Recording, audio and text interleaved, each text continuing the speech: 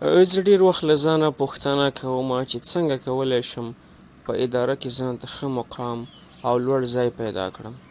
ستا په اند تر ټولو مهم کار څه دی؟ احمد جانه، تر ټولو لومړی کار دا دی چې ته د خپل کار سره ژمنتیا وښایې. په اداره کې هغه څوک ژر پیژندل کیږي چې تل خپل کار په وخت، دقت او لوړ کیفیت سره سرته رسوي. ښه، سمه ده، ژمنتیا خو مهمه ده، خو نور کوم کارونه شته چې زما مقام پیاوړی کړي؟ هو، ولې نه، ډېر مهم ټکي شته دي. د مثال په ډول وخت ته پابندي.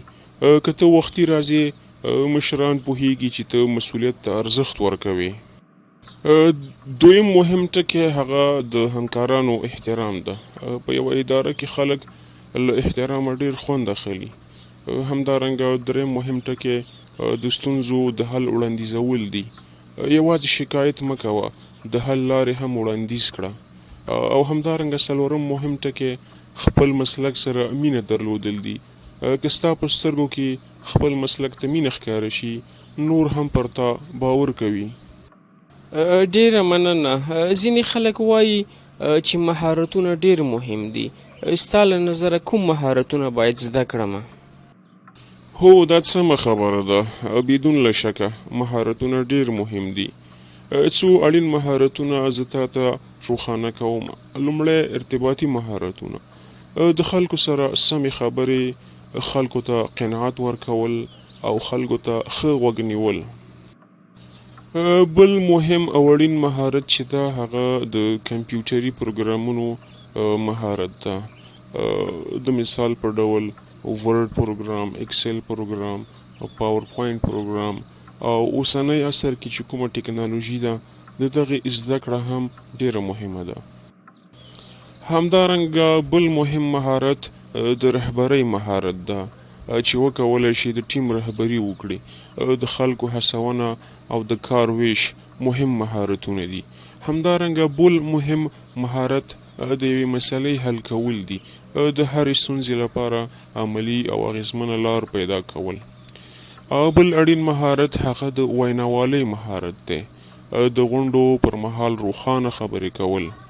ډېره مننه. آیا د مهارتونو ترڅنګ زموږ چلن او کړه وړه هم اغیزه لري؟ هو، بالکل. ستا چلن تر مهارتونو هم کله ناکله ډېر ارزښت لري. یو څو ټکي همیشه په یاد ساته. لومړی ټکی صداقت، هیڅکله دروغ مه وایه. دوهم ټکی اعتماد، خلک باید پر تا حساب وکړی شي. دریم ټکی تواضع، که څه هم ډېر پوه شي ځان لوړ مه ګڼه. څلورم ټکی مثبت فکر، تل مثبت فکر کوه. منفي خبرې خلک ځوروي، خو مثبت فکر د ټولو انرژي پورته کوي.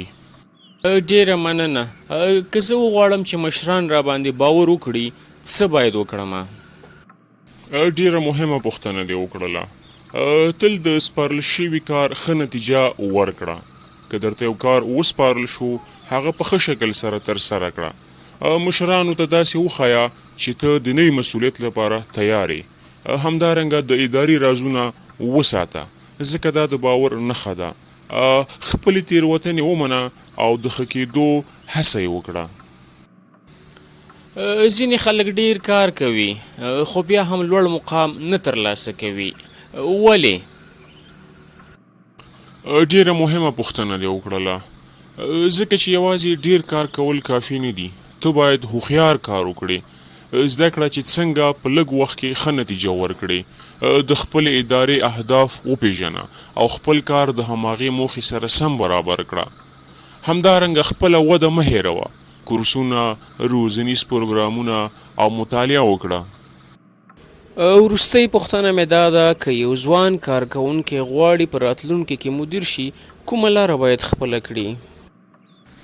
ډیره ښه پوښتنه دې وکړله. د ټیم سره کار کول زده کړه، ځکه مدیر یوازې کار نه کوي بلکې نور هم رهبري کوي. همدارنګه د تصمیم نیولو وړتیا پیاوړې کړه. مالی، حقوقي او اداري اصول زده کړه. د خلکو باور وګټه، ځکه مدیریت د باور پرته امکان نه لري. تل د زده کړې او پرمختګ په حال کې اوسه، ځکه نړۍ هره ورځ بدلیږي. په یوه اداره کې لوړ مقام د قسمت خبره نه ده، بلکې د زحمت، مهارت، صداقت او اخلاقي چلند نتیجه ده. که ته دا ځانګړتیاوې په خپل ژوند کې عملي کړې، نو نه یوازې به ښه مقام پیدا کړې، بلکې د هر چا په زړونو کې به ځای ولرې.